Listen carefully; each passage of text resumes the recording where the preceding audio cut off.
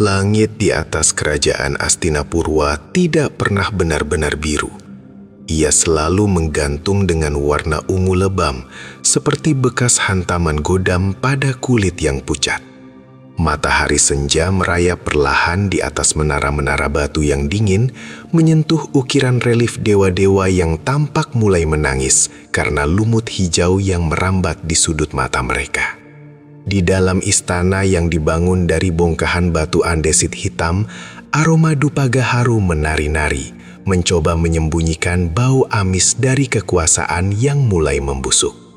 Dewi Lanjar berdiri di balkon kamarnya yang luas. Rambutnya yang hitam legam tergerai hingga menyentuh lantai, seperti air terjun malam yang tidak memiliki muara.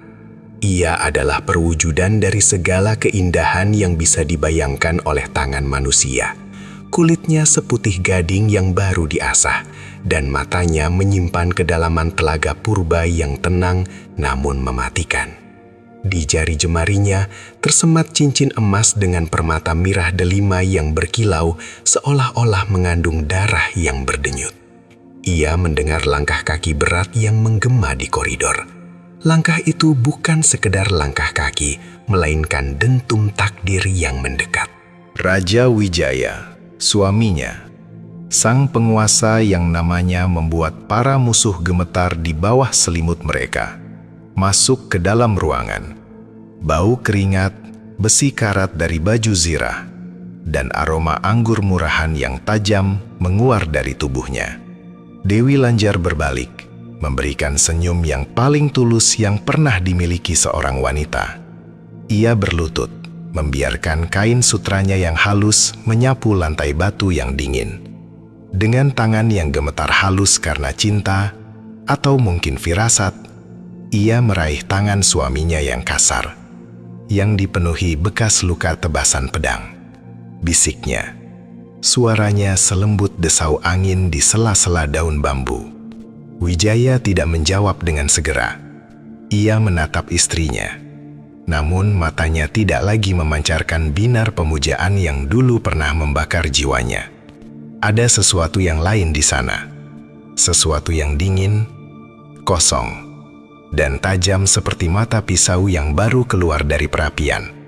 Ia menarik tangannya dengan kasar, membuat Dewi Lanjar tersentak. Kemenangan adalah beban yang berat Lanjar. Suara Wijaya berat, parau. Seolah-olah ada kerikil yang bergeser di tenggorokannya. Dewi Lanjar mengerutkan kening. Kecantikan wajahnya sedikit terganggu oleh rasa bingung. Apa maksudmu, Baginda? Aku adalah sandaranmu. Aku telah memberikanmu 3 putra yang akan menjaga gerbang kerajaan ini dengan nyawa mereka. Raja Wijaya berjalan menuju jendela, menatap ke arah alun-alun, di mana rakyatnya mulai berkumpul untuk pesta kemenangan. Namun di matanya, mereka bukan lagi rakyat. Mereka hanyalah bidak catur yang bisa dikorbankan. Cinta adalah racun yang bekerja lambat, Lanjar. Ia membuat pedang menjadi tumpul dan hati menjadi lunak. Dan aku, penawar itu adalah Diah Kenanga, seorang selir muda yang baru saja dibawa dari penaklukan di wilayah timur. Kenanga memiliki tawa yang seperti denting lonceng perak dan tubuh yang selincah kijang hutan. Baginya, Wijaya bukan lagi seorang raja yang bijaksana, melainkan dewa perang yang haus akan pemujaan baru.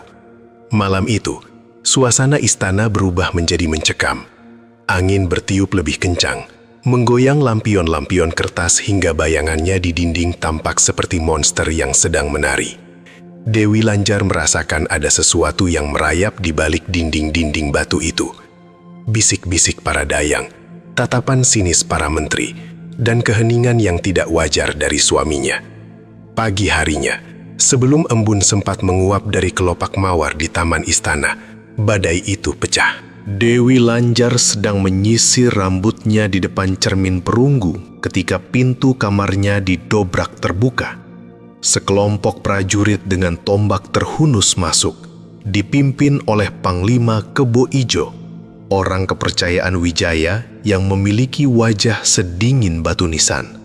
Dewi Lanjar, atas perintah Baginda Raja, Anda ditahan karena pengkhianatan tingkat tinggi." Suara Kebo Ijo menggelegar, merobek keheningan pagi. Dewi Lanjar berdiri, sisir perunggunya jatuh ke lantai dengan denting yang menyakitkan. "Pengkhianatan? Apa yang kau bicarakan, Panglima?" "Anda dituduh menyimpan racun hitam dari lembah kematian untuk memusnahkan garis keturunan raja, agar putra-putra Anda bisa bertahta lebih cepat." Panglima itu maju, mencengkram lengan halus Lanjar hingga meninggalkan bekas merah yang kontras dengan kulit putihnya. "Itu fitnah!" teriak Lanjar. Air mata mulai menggenang di matanya yang indah. Suara itu datang dari ambang pintu. Raja Wijaya berdiri di sana, didampingi oleh Dyah Kenanga yang bersandar manja di bahunya. Kenanga menatap Lanjar dengan tatapan penuh kemenangan. Bibirnya yang merah membentuk senyum tipis yang merendahkan. "Baginda." Lanjar jatuh bersimpuh, mencoba merangkak menuju kaki suaminya. Wijaya menatapnya tanpa sedikit pun belas kasihan. "Cinta adalah topeng yang bagus untuk ambisi, Lanjar. Para tabib menemukan botol-botol racun itu di bawah ranjangmu. Apalagi yang perlu dibuktikan?" Perintah Wijaya. Suaranya tidak memiliki ruang untuk negosiasi. Dewi Lanjar diseret keluar. Rambutnya yang panjang dan indah kini menjadi pegangan kasar para prajurit. Ia ditarik melewati koridor-koridor istana yang dulu ia hiasi dengan bunga-bunga segar. Para pelayan yang dulu berlutut di hadapannya kini membuang muka, beberapa bahkan meludah ke arahnya. Hatinya hancur, lebih hancur daripada jika sebuah pedang menghunjam dadanya. Namun, di tengah kehancuran itu, sebuah api kecil mulai menyala. Api dendam yang dipicu oleh ketidakadilan yang murni. Alun-alun istana dipenuhi oleh lautan manusia. Matahari berada tepat di puncaknya, memanggang tanah hingga mengeluarkan uap panas. Sebuah panggung kayu telah didirikan di tengah-tengah. Di sana, sebuah tiang pancang berdiri kokoh, dikelilingi oleh berbagai instrumen yang akan membuat iblis sekalipun menutup mata. Lanjar diikat di tiang itu.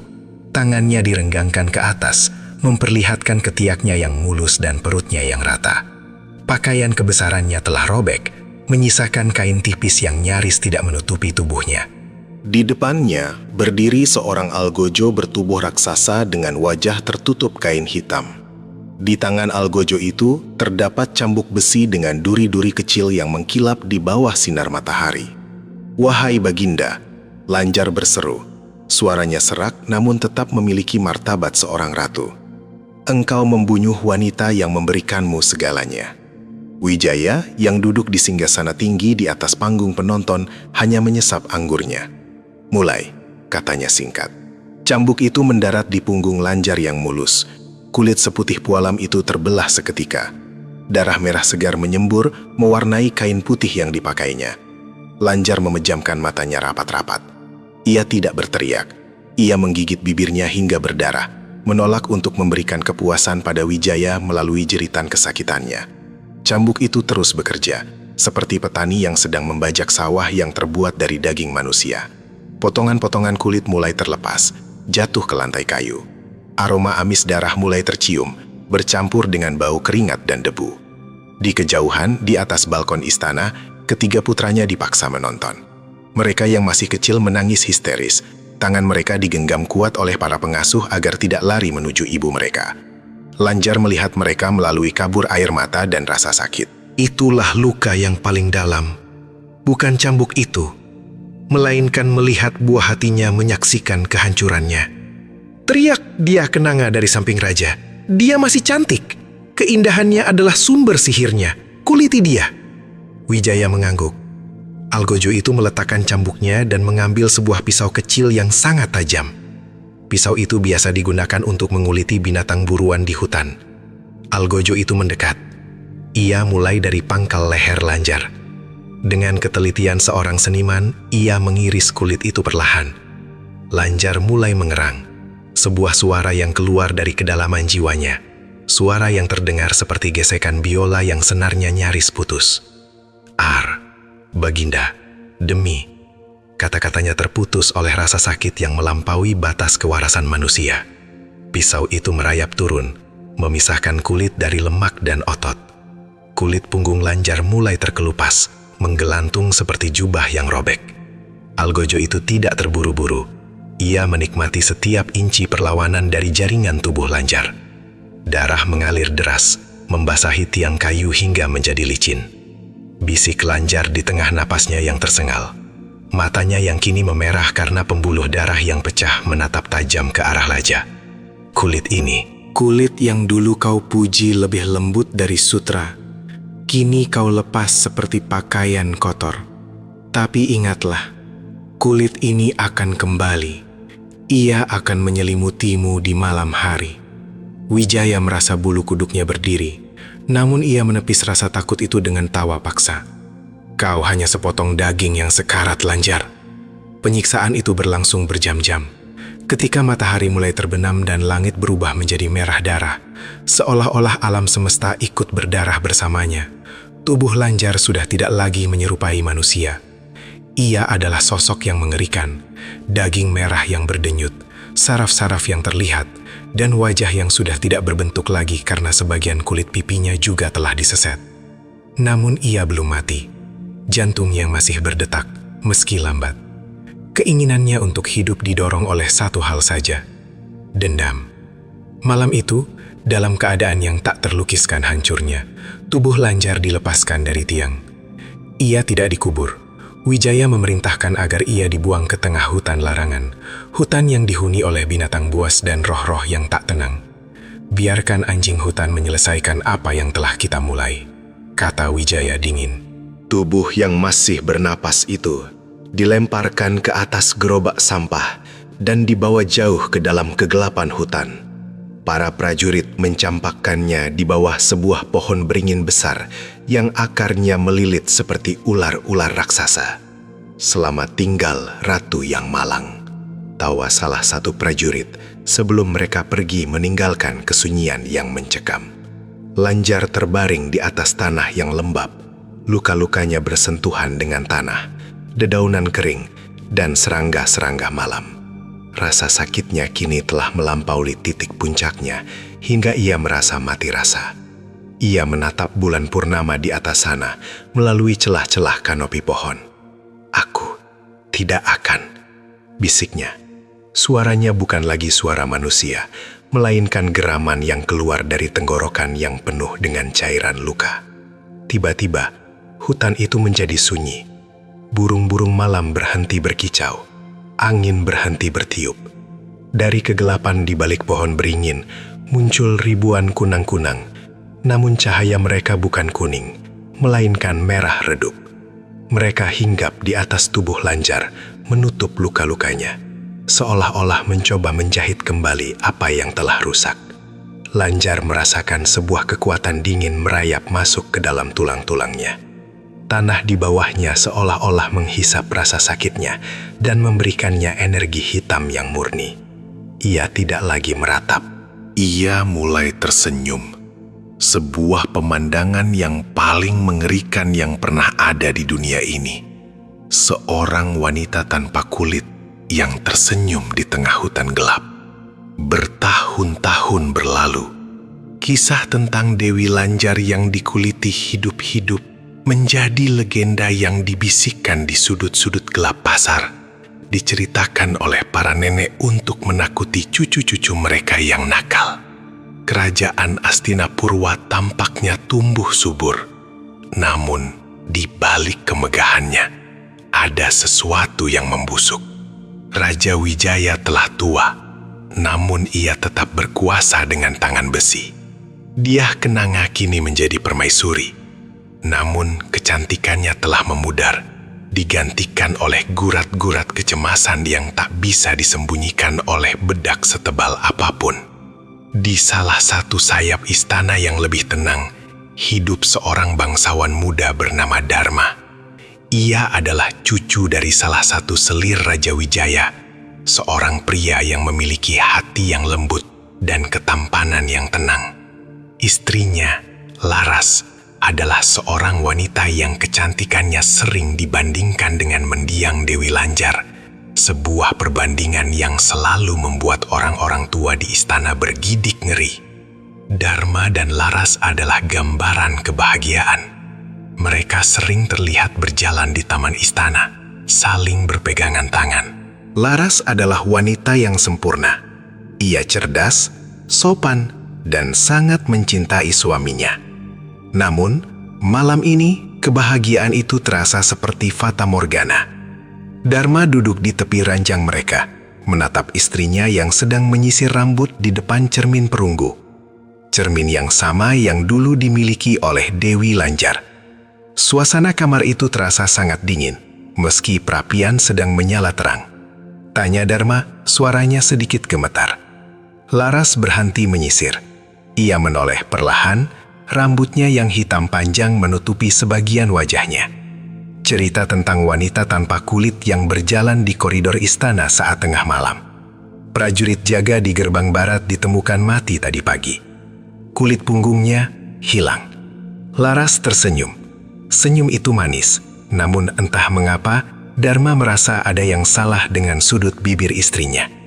Itu hanya dongeng, Dharma. Mungkin mereka diserang macan tutul, atau mungkin mereka saling berkelahi karena mabuk anggur. Dharma menghela napas, mencoba mengusir rasa takut yang mulai menjalar di punggungnya. Entahlah, tapi belakangan ini aku merasa seolah-olah ada ribuan mata yang menatap kita dari kegelapan. Dan kau sering mengigau di malam hari, Laras. Laras bangkit dari kursinya dan berjalan mendekati Dharma. Ia duduk di pangkuan suaminya, melingkarkan lengannya di leher Dharma. Tangannya terasa sangat dingin, seperti es yang baru diambil dari puncak gunung. Aku hanya bermimpi buruk, sayang. Mungkin karena udara di istana ini terlalu pengap oleh sejarah, bisik Laras di telinga Dharma. Hembusan napasnya berbau mawar, namun ada jejak samar bau besi yang tidak bisa dijelaskan oleh Dharma. Berjanjilah padaku, Dharma, lanjut Laras, matanya menatap tajam ke dalam mata suaminya, bahwa kau tidak akan pernah meninggalkanku, apapun yang terjadi. Dharma mencium kening istrinya. Aku berjanji, Laras. Laras tertawa kecil, suara tawa yang membuat lampu minyak di ruangan itu tiba-tiba meredup. Bagus, karena nyawamu. Di luar, badai mulai mengamuk. Petir menyambar, menerangi wajah Laras sejenak. Dalam sepersekian detik itu, Dharma seolah-olah melihat bayangan di cermin perunggu di belakang istrinya. Bayangan itu bukan bayangan Laras yang cantik, melainkan sosok merah yang mengerikan, tanpa kulit, dengan mata yang melotot penuh dendam. Dharma mengerjap, dan bayangan itu hilang. Laras masih di sana, tersenyum lembut padanya. Ayo tidur, suamiku. Malam ini akan menjadi malam yang sangat panjang, kata Laras. Namun di dalam kegelapan yang menyelimuti mereka, sebuah teror baru saja dimulai. Di sudut-sudut istana, bayangan-bayangan mulai bergerak. Para dayang mulai terbangun dengan rasa sakit yang luar biasa di kulit mereka, seolah-olah ada ribuan jarum tak kasat mata yang mencoba menusuk pori-pori mereka. Dan di tengah hutan larangan, pohon beringin tua itu bergetar hebat. Akarnya yang melilit mulai bergerak, seolah-olah tanah itu sendiri sedang bernafas. Legenda itu bukan lagi sekadar cerita. Dewi Lanjar tidak pernah benar-benar pergi.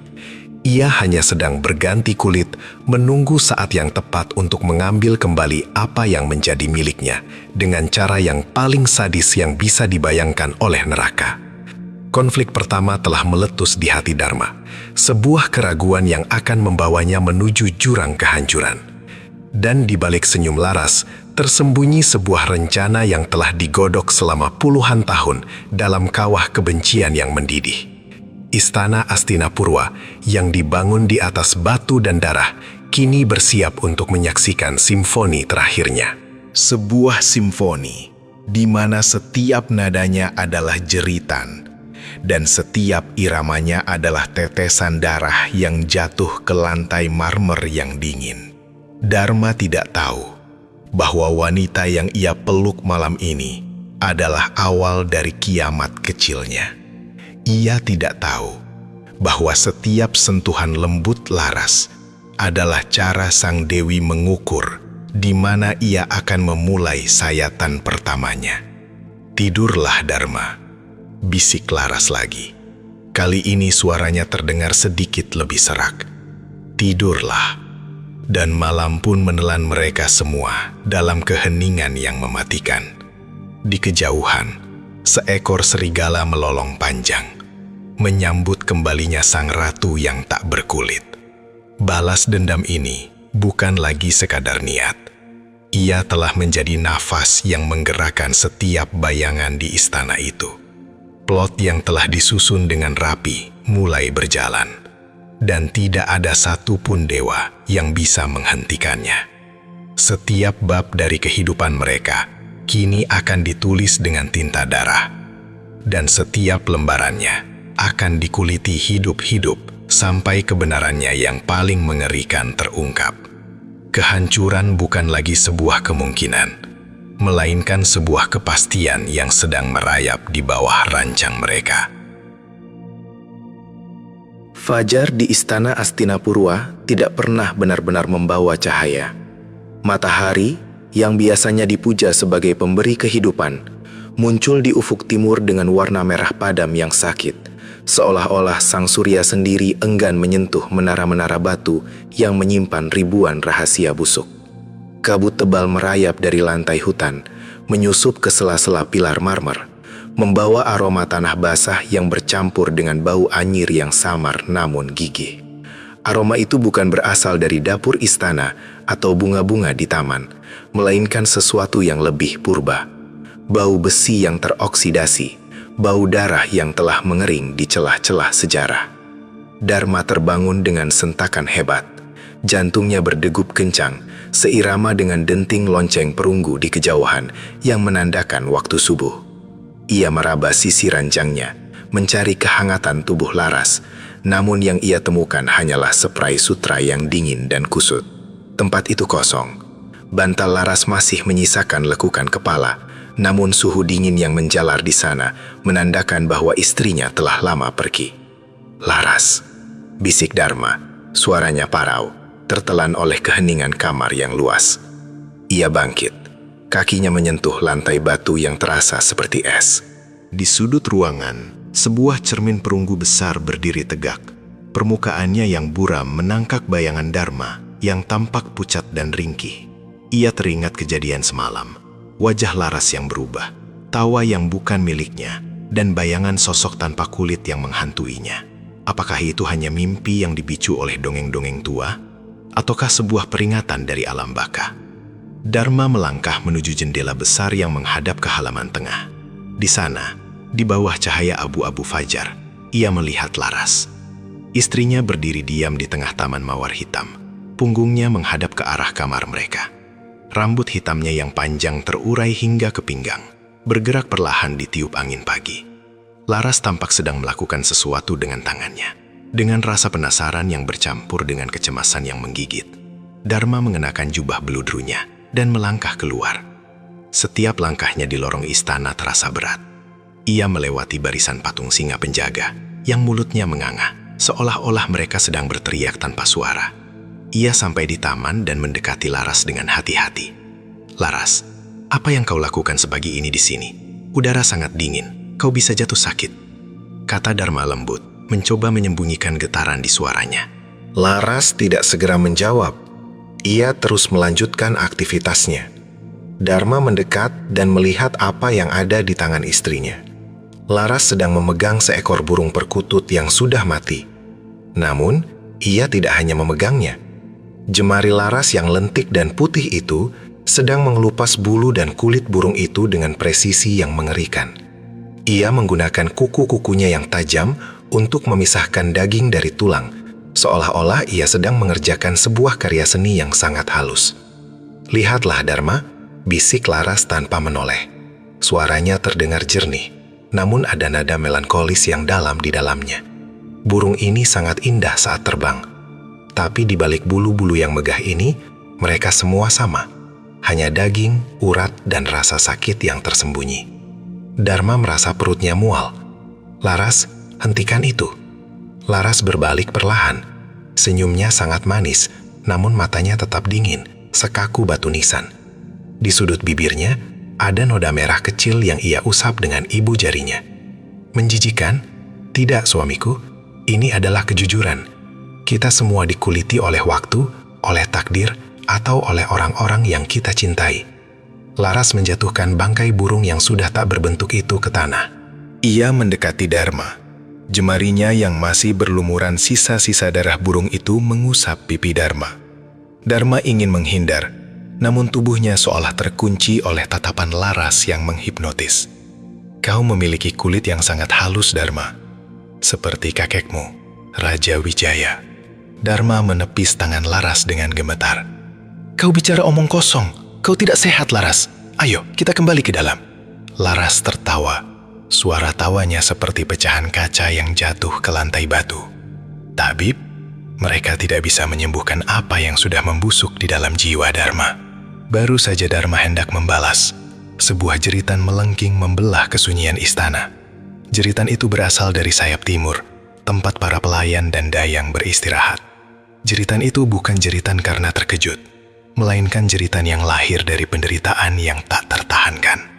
Dharma tidak menunggu lagi.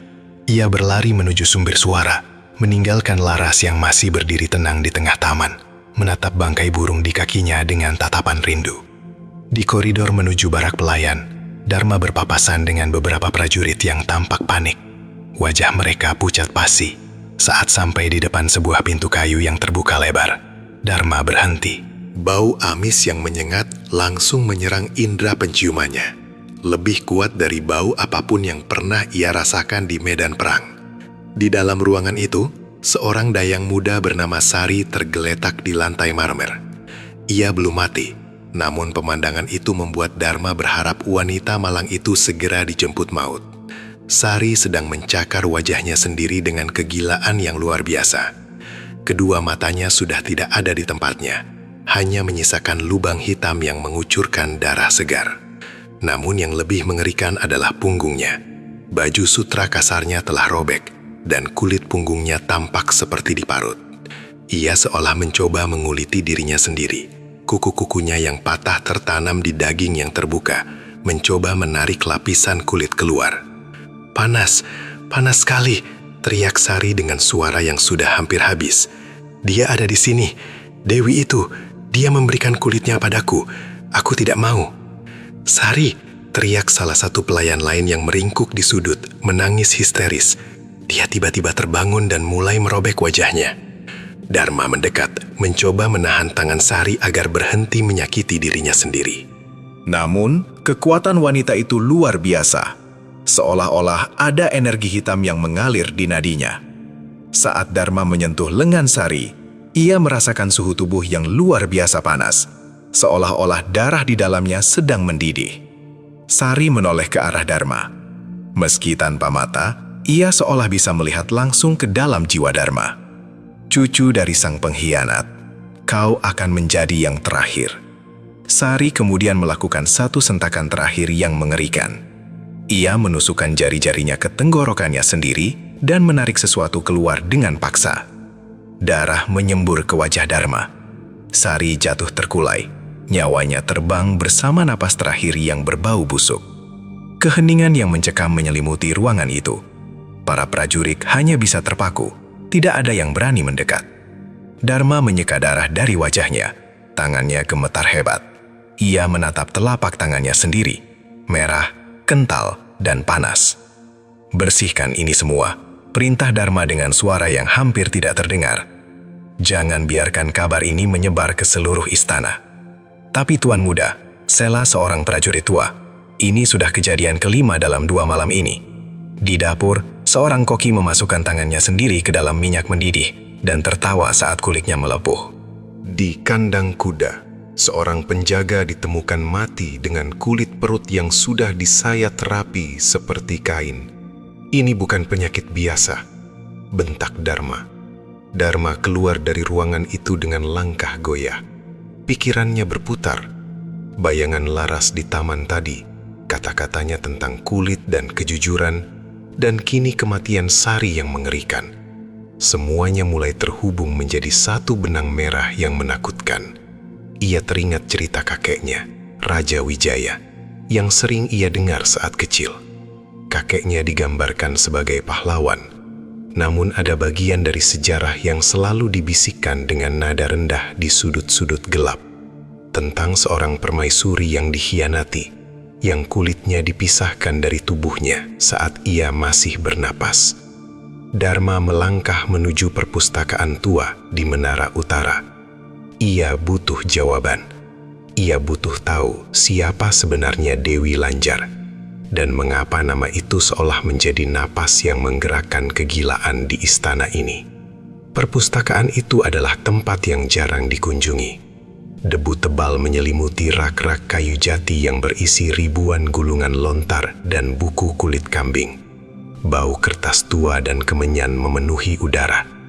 Dharma mencari-cari di bagian sejarah kuno, di rak yang paling bawah, yang tersembunyi di balik bayang-bayang. Setelah berjam-jam mencari, ia menemukan sebuah gulungan hitam yang diikat dengan tali sutra merah yang sudah pudar warnanya. Di atasnya tertulis, Catatan Rahasia Dinasti Wijaya, Masa Kegelapan. Dharma membukanya dengan tangan yang masih gemetar. Tulisan di dalamnya adalah aksara kuno yang sulit dibaca, namun ia mengenali beberapa kata kunci: permaisuri Sekar Arum, fitnah racun, hukuman kulit, sumpah darah. Di dalam gulungan itu tercatat peristiwa yang sesungguhnya. Ternyata Dewi Lanjar bukanlah nama aslinya. Nama aslinya adalah Sekar Arum. Ia difitnah oleh selir muda Raja Wijaya yang bernama Ningsih, nenek buyut Dharma. Ningsih ingin anaknya yang naik tahta, dan satu-satunya cara adalah dengan melenyapkan Sekar Arum dan ketiga putranya. Raja Wijaya, yang sudah dibutakan oleh nafsu dan kekuasaan, tidak mencari kebenaran. Ia memerintahkan agar Sekar Arum dikuliti hidup-hidup di depan umum, agar tidak ada yang berani menentangnya lagi. Deskripsi dalam gulungan itu sangat mendetail hingga membuat Dharma ingin muntah. Pisau perak itu menyayat dari tengkuk hingga tulang ekor. Permaisuri tidak berteriak. Ia hanya menatap sang raja dengan mata yang berubah menjadi hitam legam. Saat kulitnya mulai ditarik, ia membisikkan kutukan. Setiap inci kulit yang kau ambil dariku akan kembali untuk mengambil nyawa keturunanmu. Dharma menutup gulungan itu dengan kasar. Jantungnya berpacu. Jadi, Laras, apakah dia dirasuki? Dharma melonjak kaget hingga gulungan itu jatuh dari tangannya. Laras berdiri di pintu perpustakaan, bersandar pada kusen pintu dengan keanggunan yang mematikan. Ia sudah berganti pakaian. Kini ia mengenakan kebaya merah darah yang sangat kontras dengan kulitnya yang pucat. Rambutnya disanggul rapi, dihiasi dengan tusuk konde emas berbentuk ular yang tampak sangat hidup. "Laras, kau mengagetkanku," kata Dharma, mencoba menenangkan diri. Laras melangkah masuk ke dalam ruangan yang remang-remang itu. Setiap langkahnya tidak menimbulkan suara, seolah-olah kakinya tidak menyentuh lantai. Ia memungut gulungan hitam yang jatuh dan membacanya sekilas. Laras mengelus permukaan lontar itu dengan lembut. "Tapi darah tidak pernah bohong," tanya Dharma. Suaranya mengandung nada kecurigaan yang tajam. "Sejak semalam kau bertingkah aneh. Dan tadi, Sari, dia mati dengan cara yang mengerikan. Dia menyebut namamu." Laras mendekati Dharma, mengurungnya di antara rak buku dan tubuhnya sendiri. Bau mawar di tubuh Laras kini bercampur dengan bau sesuatu yang lebih tajam. Bau belerang dan daging yang terbakar. Wanita merah itu hanyalah sebuah visi Dharma. Sebuah cerminan dari ketakutan mereka sendiri. Mereka merasa bersalah karena hidup di atas penderitaan orang lain. Kau tahu, istana ini dibangun di atas tulang belulang rakyat yang dipaksa bekerja hingga mati. Jangan mengalihkan pembicaraan. Kau bicara tentang keadilan seolah kau adalah hakimnya. Siapa kau sebenarnya? Laras menempelkan telunjuknya di bibir Dharma. Sentuhannya terasa seperti es yang membakar. "Aku adalah istrimu, Dharma. Aku adalah wanita yang kau cintai. Tapi aku juga adalah wadah bagi kebenaran yang sudah terlalu lama dibungkam." Dharma terdiam, matanya melebar. "Aku turun ke ruang bawah tanah," bisik Laras. Suaranya kini berubah menjadi serak dan berat, sama seperti suara yang ia dengar di tepi sungai dalam mimpi buruknya. "Mereka sangat kesepian, Dharma. Mereka ingin sekali merasakan kehangatan kulit manusia lagi. Laras menarik tangan Dharma dan meletakkannya di atas dadanya. Dharma bisa merasakan detak jantung Laras, namun detaknya aneh. Bukan detak jantung yang teratur, melainkan seperti sesuatu yang sedang meronta-ronta di dalam sana, mencoba keluar. Nanti malam, kata Laras dengan senyum lebar yang memperlihatkan gusi kemerahannya, akan ada perjamuan besar di aula utama. Ayahmu, Sang Adipati, akan hadir. Seluruh keluarga besar akan berkumpul. Kita akan merayakan. Perjamuan apa? Oh, akan ada Dharma. Aku sudah menyiapkan segalanya. Aku sudah menyiapkan minuman yang sangat istimewa. Minuman yang dibuat dari akar hitam yang tumbuh di atas kuburan para pangeran yang dibunuh. Laras kemudian mencium bibir Dharma dengan penuh nafsu. Namun ciuman itu terasa menyakitkan bagi Dharma. Ia merasakan lidah Laras yang kasar, seperti amplas, dan rasa karat besi memenuhi mulutnya. Sebelum Dharma sempat berontak, Laras melepaskannya dan berjalan pergi, menghilang di balik kegelapan lorong perpustakaan. Dharma jatuh terduduk, nafasnya tersengal. Ia harus melakukan sesuatu. Ia harus memperingatkan ayahnya. Ia harus menghentikan kegilaan ini. Namun, saat ia mencoba berdiri, ia menyadari sesuatu yang mengerikan. Di tempat Laras menciumnya tadi, kulit bibirnya mulai mengelupas, meninggalkan rasa perih yang luar biasa. Malam pun tiba, lebih cepat dari yang diharapkan. Kegelapan seolah-olah jatuh dari langit seperti kain kafan raksasa. Aula utama istana telah disiapkan dengan kemegahan yang aneh. Ribuan lilin dinyalakan, namun cahayanya tidak memberikan kehangatan, hanya menciptakan bayangan-bayangan panjang yang menari di dinding marmer. Meja-meja panjang dipenuhi dengan makanan mewah, namun warnanya tampak pucat dan tidak menggugah selera. Di tengah ruangan, sebuah kuali besar berisi cairan berwarna merah tua mengeluarkan uap yang berbau manis, namun memuakkan. Para bangsawan, sepupu-sepupu Dharma, dan para pejabat istana mulai berdatangan. Mereka tertawa dan berbincang, tidak menyadari teror yang mengintai di balik senyuman mereka sendiri. Sang Adipati, ayah Dharma, duduk di kursi kebesarannya. Wajahnya yang tua tampak angkuh, sisa-sisa kejayaan kakeknya masih terpancar di sana. Dharma duduk di sebelah Laras, tubuhnya kaku. Bibirnya yang terluka kini terasa semakin perih, dan ia merasa seolah-olah ada sesuatu yang merayap di bawah kulit lengannya. Ia menoleh ke arah Laras, yang tampak mempesona dengan kebaya merahnya. Laras sedang memegang sebuah cawan emas berisi cairan dari kuali tadi. Seru, Sang Adipati mengangkat cawannya. Untuk kejayaan yang dibangun di atas kulit yang terkoyak, bisik Laras, cukup keras untuk didengar oleh Dharma. Semua orang meminum cairan itu. Dharma menolak.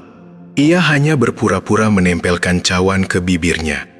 Ia melihat ayahnya meneguk habis cairan itu, diikuti oleh tamu-tamu lainnya. Keheningan sesaat melanda aula itu. Tiba-tiba, salah seorang sepupu Dharma, seorang pemuda gagah, menjatuhkan cawannya.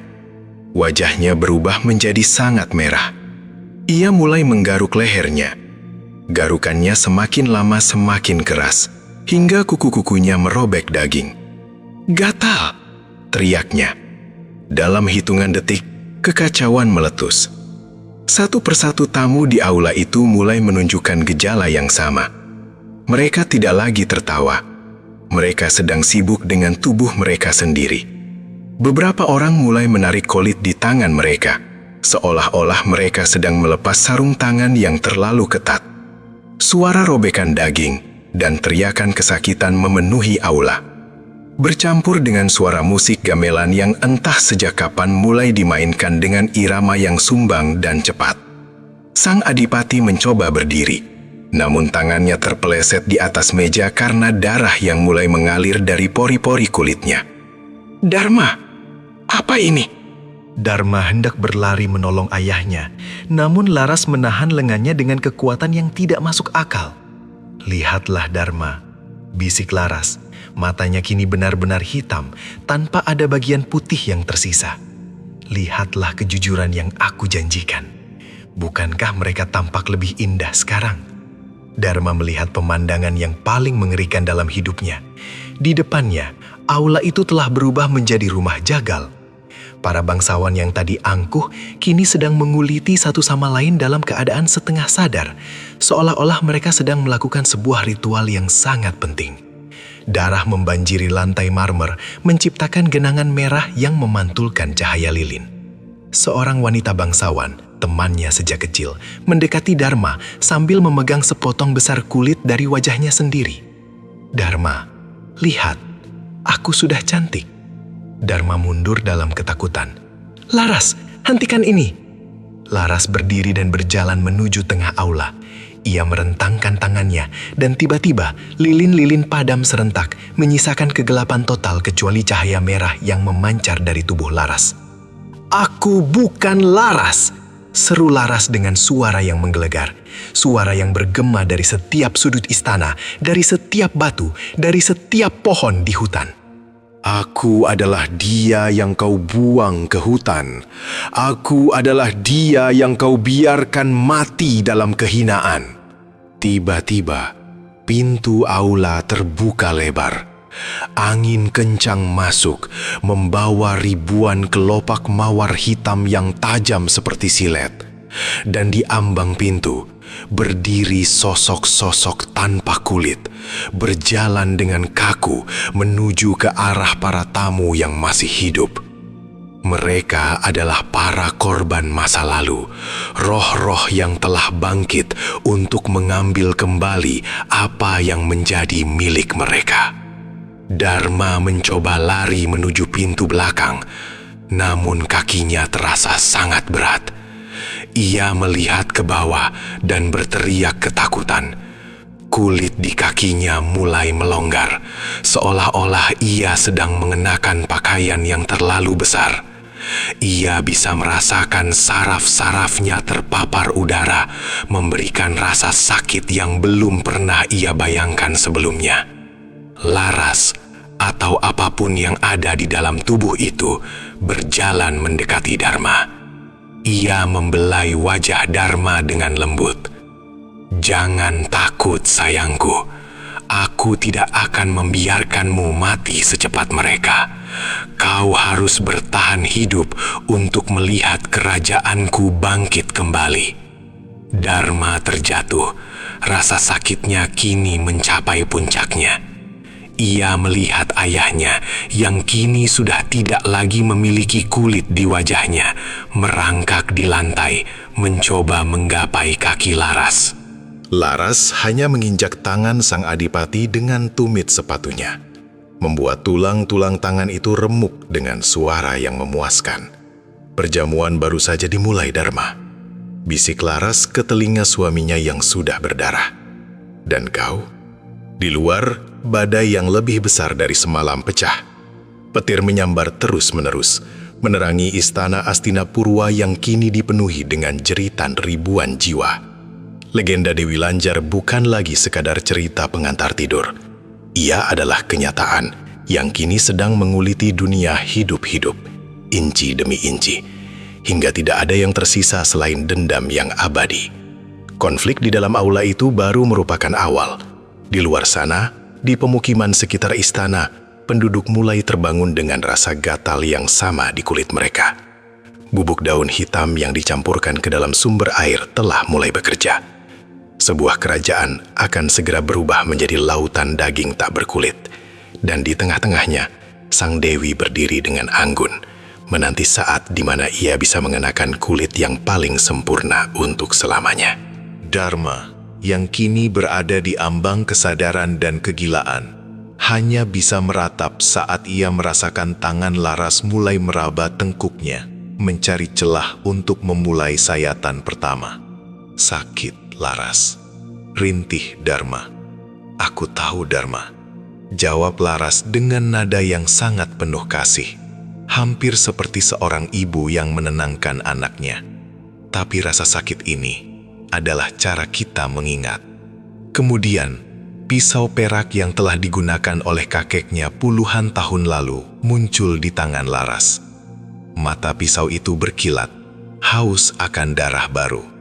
Dan saat pisau itu menyentuh kulit Dharma, semua suara di dunia seolah menghilang, digantikan oleh simfoni tunggal, suara kulit yang ditarik paksa dari daging yang masih hidup.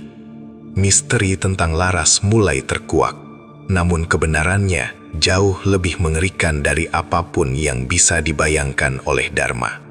Laras bukan hanya dirasuki, ia adalah manifestasi fisik dari dendam yang telah memadat menjadi daging. Dan di balik wajah cantik itu, tersembunyi neraka yang siap menelan siapa saja yang berani berdiri di hadapannya. Malam itu, Astinapurwa tidak hanya kehilangan pemimpin-pemimpinnya, ia kehilangan kemanusiaannya. Di tengah kegelapan, hanya ada satu warna yang dominan, merah. Merah darah, merah daging, dan merah mata sang dewi yang kini telah kembali untuk bertahta di atas tumpukan kulit korbannya. Dharma masih bisa melihat, meskipun kelopak matanya sudah tidak ada. Ia melihat Laras berdiri di depannya, kini bukan lagi sebagai istrinya, melainkan sebagai entitas yang melampaui kematian. "Selamat datang di kerajaanku, Dharma," bisik Dewi Lanjar. Dan kegelapan pun menelan segala yang tersisa dari kewarasan Dharma, menyisakan sebuah plot twist yang lebih dalam, bahwa sejak awal Laras memang tidak pernah ada. Ia hanyalah sebuah kulit yang diciptakan oleh sang dewi untuk memancing mangsa-mangsanya masuk ke dalam perangkap yang paling mematikan. Di kejauhan, hutan larangan berhenti bergetar. Sang ratu telah kembali ke singgasananya dan dunia tidak akan pernah sama lagi. Setiap napas yang diambil adalah pengingat akan janji yang pernah diabaikan. Dan setiap detak jantung adalah genderang perang bagi sebuah balas dendam yang belum berakhir. Inilah simfoni kulit yang terkoyak, sebuah melodi yang akan terus dimainkan hingga darah terakhir habis mengalir, dan hingga tidak ada lagi kulit yang tersisa untuk menutupi kebusukan manusia. Kerajaan itu kini menjadi sebuah monumen penderitaan, sebuah altar bagi dewi yang pernah mereka kulit hidup-hidup, yang kini kembali untuk menguliti mereka semua, tanpa terkecuali. Dharma mencoba berteriak, namun suaranya hanya berupa aliran darah yang keluar dari tenggorokannya yang terbuka. Ia menyadari satu hal terakhir sebelum kegelapan merenggutnya sepenuhnya. Rasa sakit adalah satu-satunya kebenaran yang mutlak. Dan Dewi Lanjar adalah penguasanya. Perjamuan itu berlanjut hingga fajar.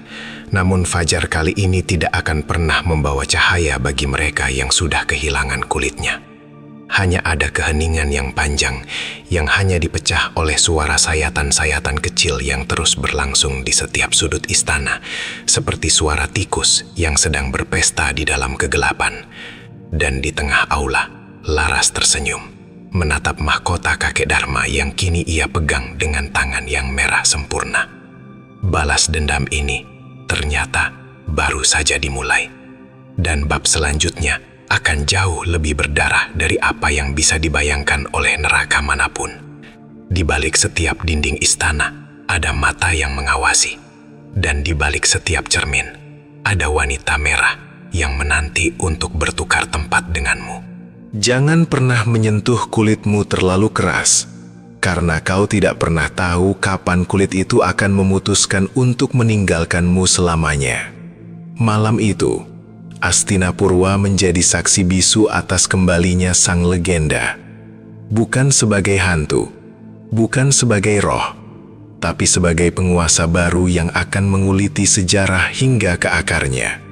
Dan Dharma, cucu dari sang penguasa, kini hanyalah sepotong daging tanpa identitas, yang dibiarkan hidup hanya agar ia bisa merasakan setiap detik dari penderitaan yang pernah dialami oleh sang dewi. "Tidurlah Dharma," bisik Dewi Lanjar sekali lagi, sambil mengenakan kulit wajah Laras kembali ke wajahnya sendiri yang tanpa kulit. Malam ini benar-benar menjadi malam yang sangat panjang.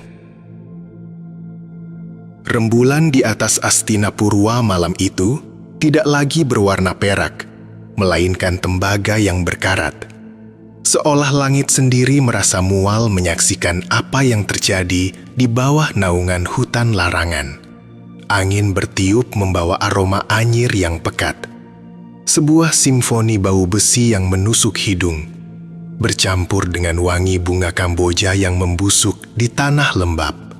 Di tengah-tengah keheningan yang mencekam itu, suara sayatan pisau perak yang menyentuh daging terdengar seperti bisikan iblis yang sedang jatuh cinta. Halus, presisi, dan mematikan. Dharma terbaring di atas hamparan lumut yang kini telah berubah warna menjadi merah legam. Tubuhnya bukan lagi milik pribadinya.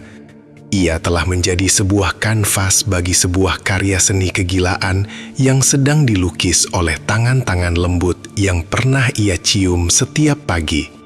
Setiap inci kulit yang ditarik dari dagingnya mengirimkan gelombang kejutan yang melampaui rasa sakit fisik. Ini adalah sebuah pengkhianatan seluler, di mana setiap saraf di tubuhnya menjerit memprotes realitas yang sedang terjadi. Ia bisa merasakan udara malam yang dingin menyentuh jaringan ototnya yang telanjang.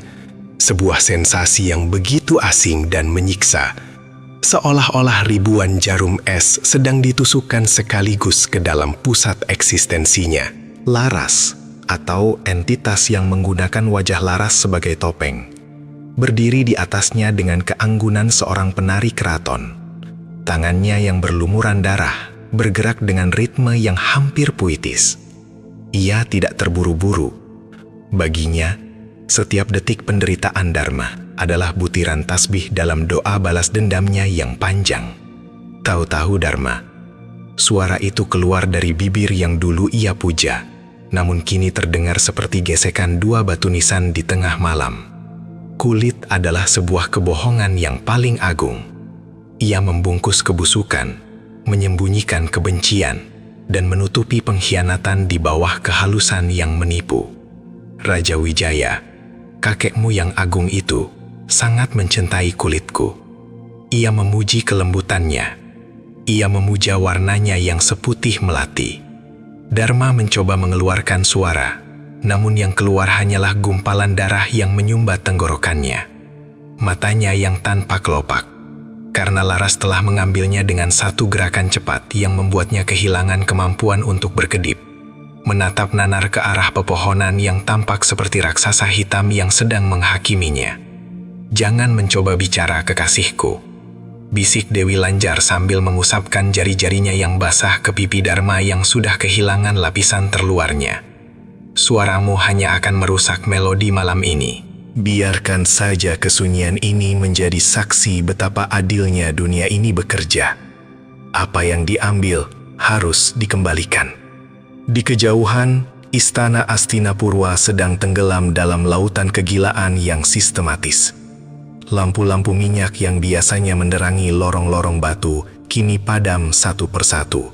Bukan karena ditiup angin, melainkan karena tangan-tangan yang gemetar tidak lagi mampu menggantinya. Di dalam aula besar, aroma kematian telah menggantikan wangi dupa cendana. Patih Agung, seorang lelaki tua yang telah mengabdi pada 3 generasi raja, ditemukan berlutut di depan cermin besar. Matanya melotot, bukan karena ketakutan, melainkan karena ia sedang sibuk dengan sebuah belati kecil di tangannya. Dengan presisi yang mengerikan, ia sedang mengukir pola-pola rumit di kulit perutnya sendiri, seolah-olah ia sedang membatik di atas daging. Darah menetes ke lantai marmer, menciptakan pola bunga-bunga merah yang mekar di tengah kegelapan. Ia memintaku untuk menunjukkan apa yang ada di dalam, gumam Patih Agung dengan tawa kecil yang terdengar seperti suara kertas yang robek. Dewi Lanjar ingin melihat apakah kesetiaanku pada raja juga ada di dalam ususku. Mari kita lihat. Kutukan itu bukan sekadar sihir hitam. Itu adalah virus psikologis yang dipicu oleh ramuan akar hitam yang telah disebarkan oleh Dewi Lanjar ke dalam sumur-sumur istana selama berbulan-bulan. Ramuan itu tidak langsung membunuh. Ia perlahan-lahan mengikis lapisan kewarasan, memperkuat rasa bersalah, dan mengubah ketakutan terdalam menjadi halusinasi yang tak tertahankan. Setiap orang di istana itu kini melihat bayangan Dewi Lanjar yang tanpa kulit di setiap sudut ruangan, berbisik tentang dosa-dosa masa lalu yang mereka coba lupakan. Di pavilion permaisuri, jeritan terdengar membelah malam. Para dayang yang ketakutan menemukan sang permaisuri sedang mencoba menjahit mulutnya sendiri dengan benang emas. Agar aku tidak lagi bisa berbohong seperti saat aku memfitnahnya, rintih sang permaisuri di antara sela-sela jarum yang menembus bibirnya yang membiru. Dia ada di sini. Namun, saat para dayang menoleh, tidak ada siapa-siapa di sana. Hanya ada bayangan tiang lampu yang memanjang di dinding, tampak seperti sesosok wanita yang sedang meratap. Kembali di hutan, Dewi Lanjar mulai menceritakan bagian dari sejarah yang tidak pernah tertulis dalam kitab-kitab babat kerajaan. Sambil terus bekerja dengan pisaunya, ia membawa Dharma masuk ke dalam labirin ingatannya yang kelam. Mereka membuangku di hutan ini, Dharma.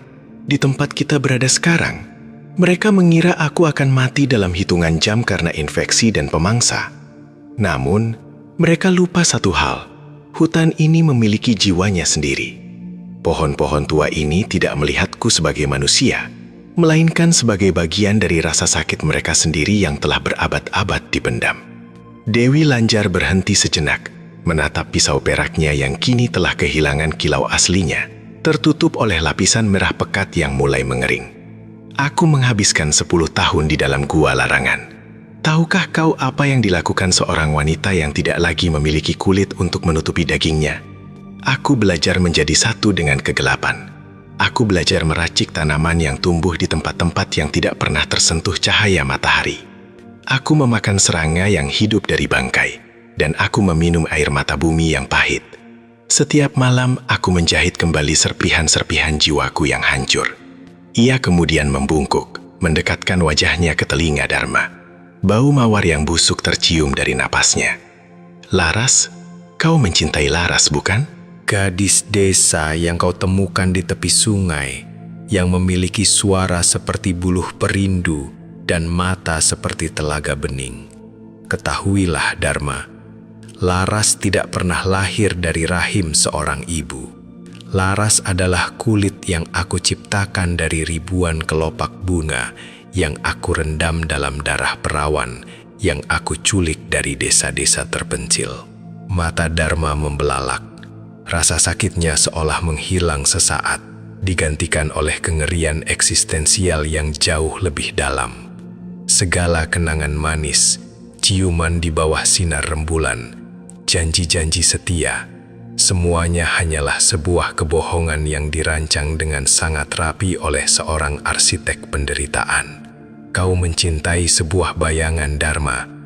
Kau bercinta dengan sebuah topeng yang aku gerakan dengan benang-benang kebencian. Setiap kali kau menyentuh kulit Laras, kau sebenarnya sedang menyentuh sisa-sisa dendamku yang membara. Dengan satu sentakan kuat, Dewi Lanjar menarik bagian besar kulit dari punggung Dharma. Dharma tersedak, tubuhnya melengkung membentuk busur, otot-ototnya menegang hingga titik tertinggi, sebelum akhirnya terkulai lemas. Namun, ia tidak dibiarkan mati. Dewi Lanjar segera menyiramkan cairan berwarna hijau neon ke atas luka terbuka itu.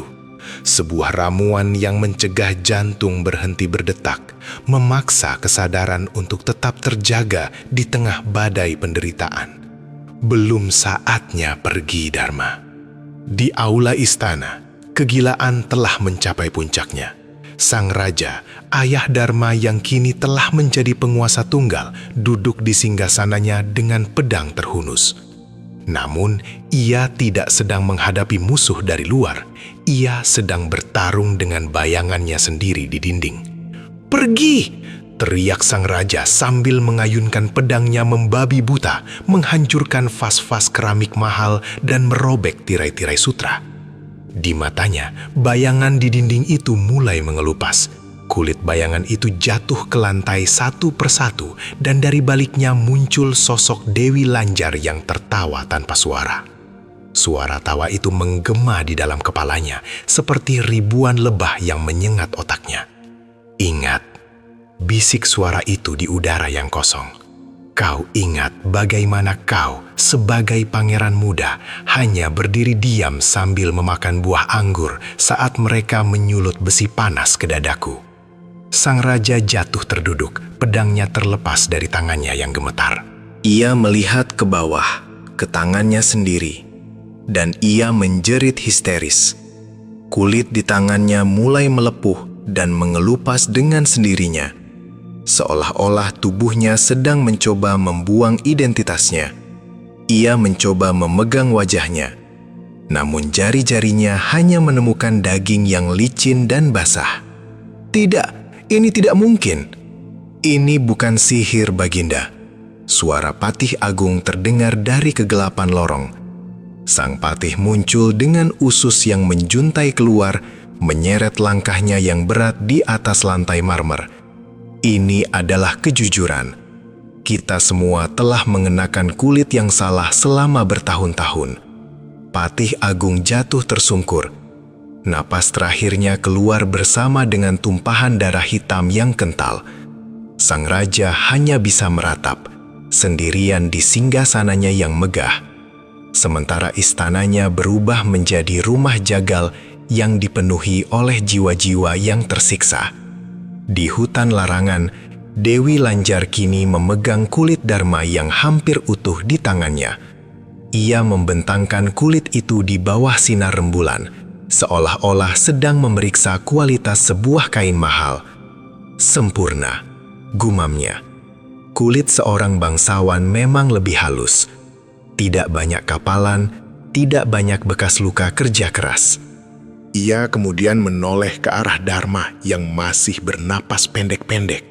Matanya yang terbuka terus-menerus mulai mengering dan memerah. "Kau ingin tahu plot twist terakhirnya, Dharma?" Dewi Lanjar mendekat. Wajahnya yang kini tanpa topeng laras menunjukkan wajah aslinya. Sebuah pemandangan yang akan membuat orang paling berani sekalipun kehilangan akal sehatnya. Wajah itu adalah mozaik dari bekas luka, jaringan parut yang menonjol, dan mata yang tidak memiliki kelopak, namun memancarkan kecerdasan yang sangat dingin dan kuno. "Dharma, bertahun-tahun lalu, sebelum aku difitnah, aku mengandung seorang anak dari Raja Wijaya. Mereka memberitahuku bahwa bayi itu mati saat dilahirkan." Dewi Lanjar tertawa, sebuah suara yang terdengar seperti pecahan kaca yang diaduk di dalam bejana perunggu. Tapi itu bohong.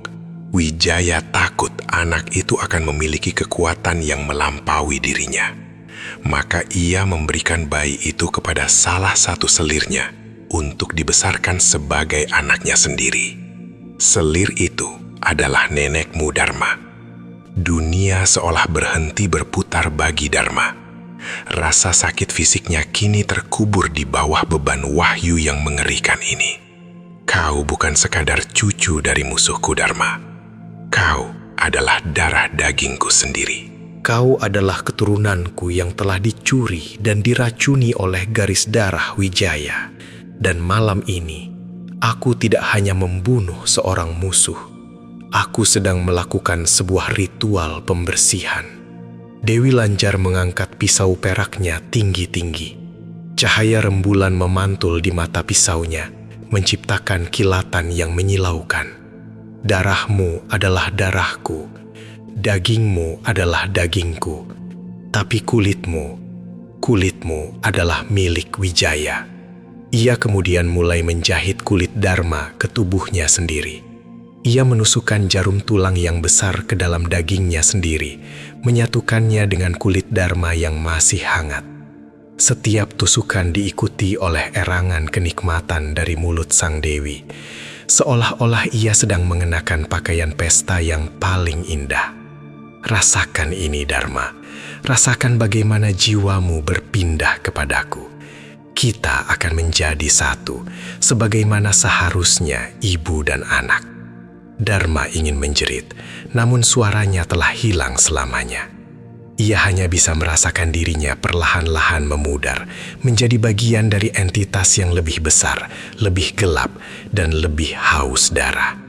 Ia melihat tubuhnya yang tanpa kulit mulai layu dan mengecil di atas tanah, sementara wanita di depannya tumbuh semakin kuat, semakin cantik, dengan kulit baru yang ia kenakan. Sekarang, kata Dewi Lanjar, suaranya kini kembali lembut dan merdu seperti laras, namun dengan otoritas seorang ratu yang tak tertandingi. Mari kita pulang ke istana. Ia berdiri, mengenakan pakaian sutra laras yang sudah robek dan berlumuran darah.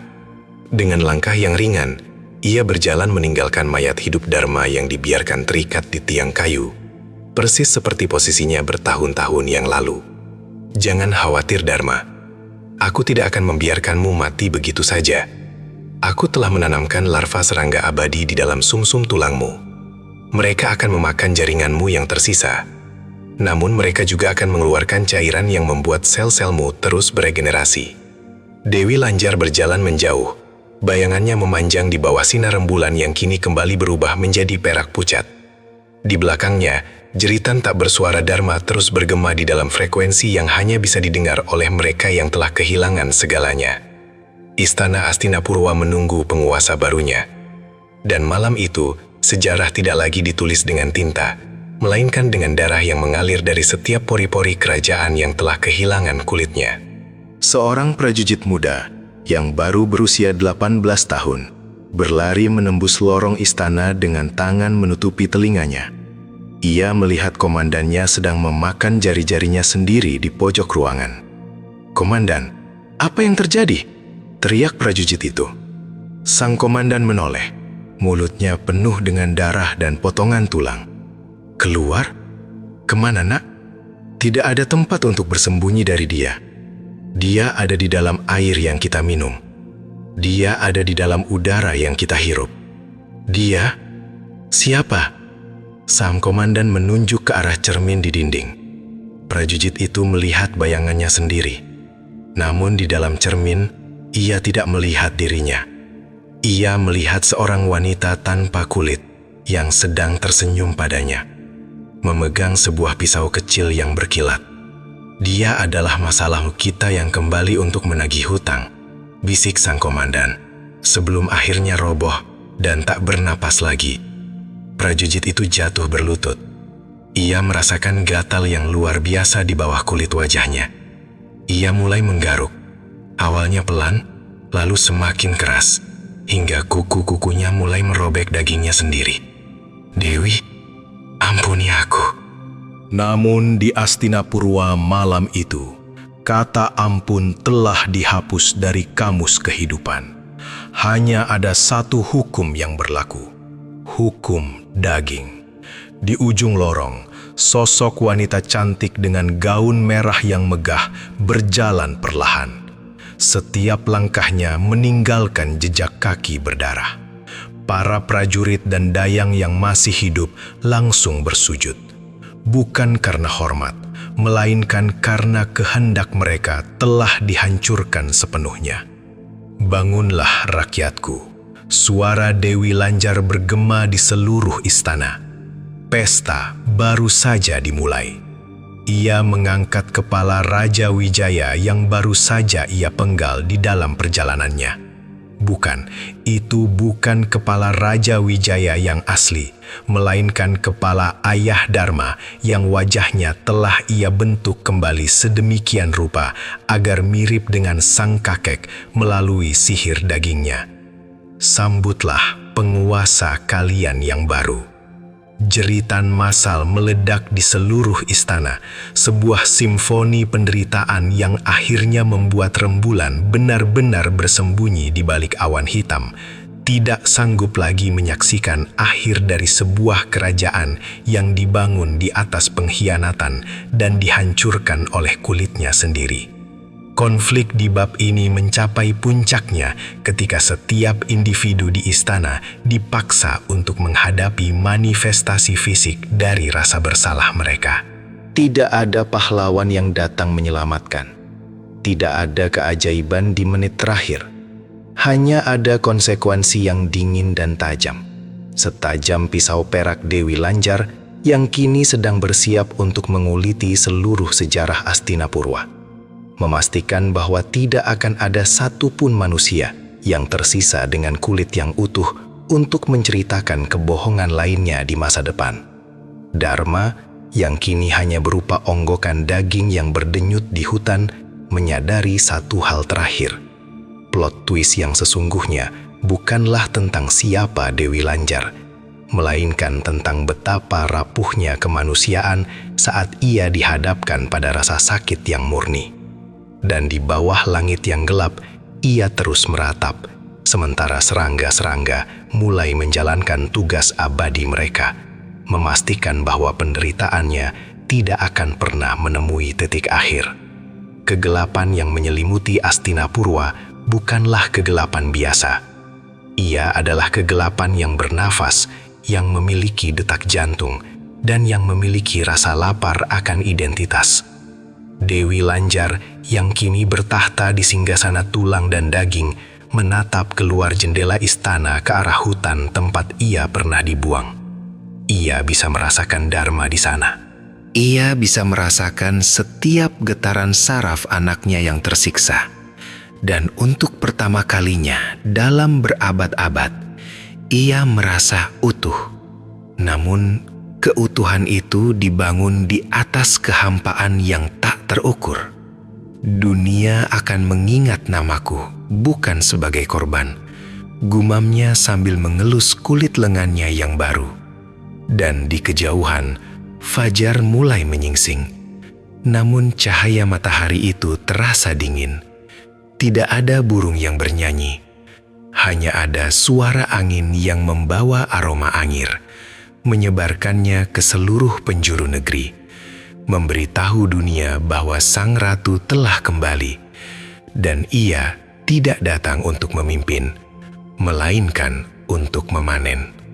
Maka dimulailah era tanpa kulit, di mana setiap manusia dipaksa untuk hidup dengan daging yang terbuka, menunjukkan setiap luka, setiap dosa, dan setiap kebusukan yang pernah mereka simpan. Ini adalah kerajaan Dewi Lanjar, sebuah neraka di atas bumi yang diciptakan oleh tangan-tangan yang pernah dihancurkan oleh cinta. Di dalam kamar raja, Dewi Lanjar duduk di depan cermin, menatap wajah laras yang ia kenakan. Ia mengambil sebuah lipstik merah yang terbuat dari campuran darah dan lemak manusia, lalu memulas bibirnya dengan perlahan. Tanyanya pada bayangan di cermin. Dan di dalam cermin itu, wajah Dharma yang tanpa kulit muncul sesaat. Matanya yang penuh penderitaan menatap ibunya sendiri dengan kebencian yang abadi. Dewi Lanjar hanya tersenyum. Sebuah senyuman yang begitu indah, namun sanggup menghentikan detak jantung siapapun yang melihatnya. Perjamuan baru saja dimulai, dan masih banyak kulit yang harus dikumpulkan sebelum malam benar-benar berakhir.